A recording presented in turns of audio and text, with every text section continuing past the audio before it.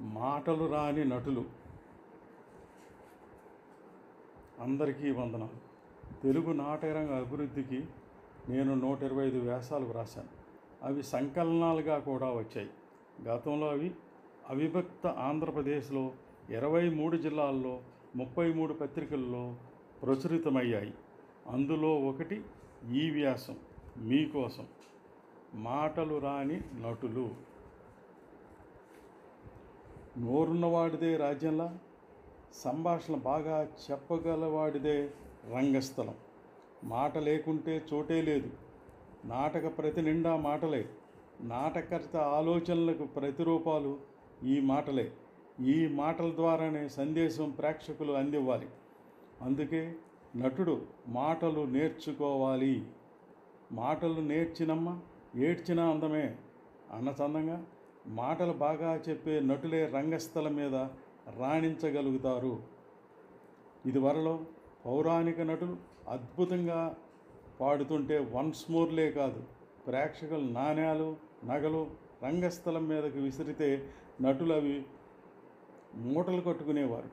మాటలతో మూటలు మాన్యాలు సంపాదించవచ్చని నిరూపించారు. నోరు మంచిదైతే ఊరు మంచిదైనట్లు గాత్రం గల నటులకు రంగస్థలమే జయజయలు పలుకుతుంది. నాటక రంగమే వారికి జోహారు చెబుతుంది. నాటకాలాడటం మాట్లాడినంత తేలిక కాదు. రచయిత రాసిన నాటకం ప్రధానంగా మాటలమయం.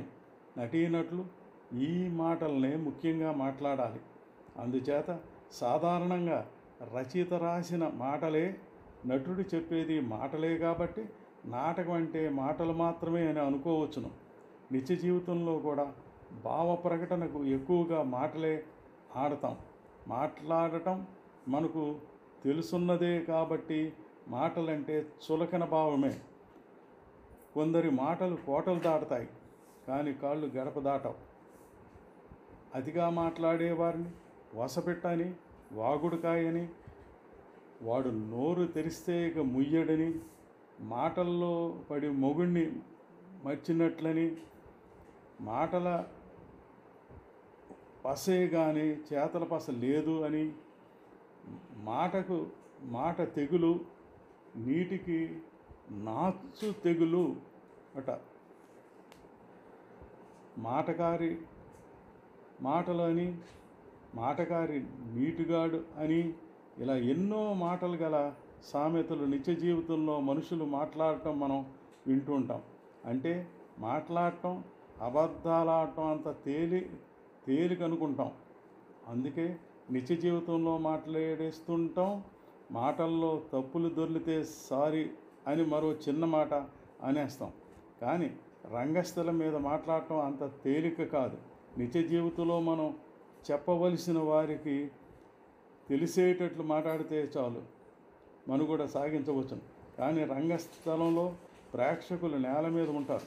పాత్రలు రహస్య సంభాషణలైన నటులు మాత్రం ప్రేక్షకులందరికీ వినపడేటట్టు చెప్పాలి. నాటక రచయిత రాసిన మాటలను ప్రేక్షకులకు అర్థమయ్యేటట్టు చెప్పాలి. తగిన వాచక ప్రబలతోని, సరైన స్వరమానముతోని, సంభాషణ వైవిధ్యంగాను, యుక్తమగు గతి వేగముతోనూ, కావలసిన స్వరశుద్ధితోనూ, పదాలను అర్థవంతంగానే అర్థం కావటానికి స్పష్టమైన ఉచ్చారణతోనూ, అందరికీ వినబడేలా బాగా ప్రక్షేపణ చేయటంలోనూ, పాత్రలా మాట్లాడాలన్నా ఇతర పాత్రలతో కలిసి సంభాషించాలన్నా నటీనటులు తప్పకుండా నట శిక్షణ పొందాలి. ముఖ్యంగా వాచక రీతులను నేర్చుకొని సాధన చేయాలి.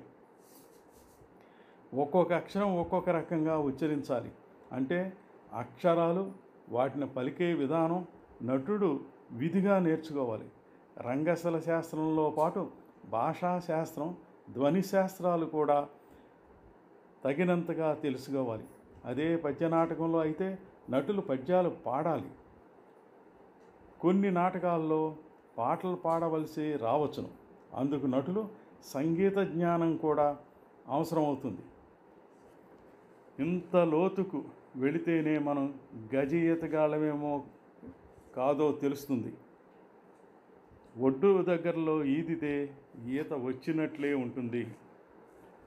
మాటకు సత్యహరిశ్చంద్రుడు అన్నట్లు నటుడు మాటకు కట్టుబడాలి.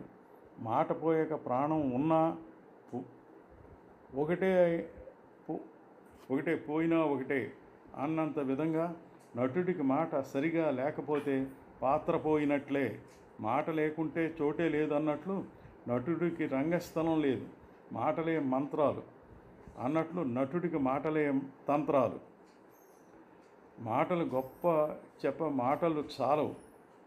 ఈ చిన్న వ్యాసంలో మాటల మీద కొన్ని మాటలే రాశాను. మరి నాటక రచయిత రాసిన మాటలు మాత్రమే బట్టి పట్టేసి తనకు అంతా వచ్చేసిందనుకుని భ్రమలో పడ్డ బుద్ధిహీనులైన నటుల కోసం ఈ వ్యాసం రాశాను. లేదా ఈ మాత్రం రాని నిరక్షరాస్యులైన నటుల కోసమైనా ఈ మాటలు కొన్ని రాశాను. ఈ చివరి మాటల ప్రభావం నటులకు కనువిప్పు కావాలనే ఇటువంటి మాటలు తోటాలు బాధతో రాశాను. తెలుగు నటులు బాగుపడాలని మందలింపు మాటలు ఎవరికైనా బాధ కలిగిస్తాయని నాకు తెలుసు.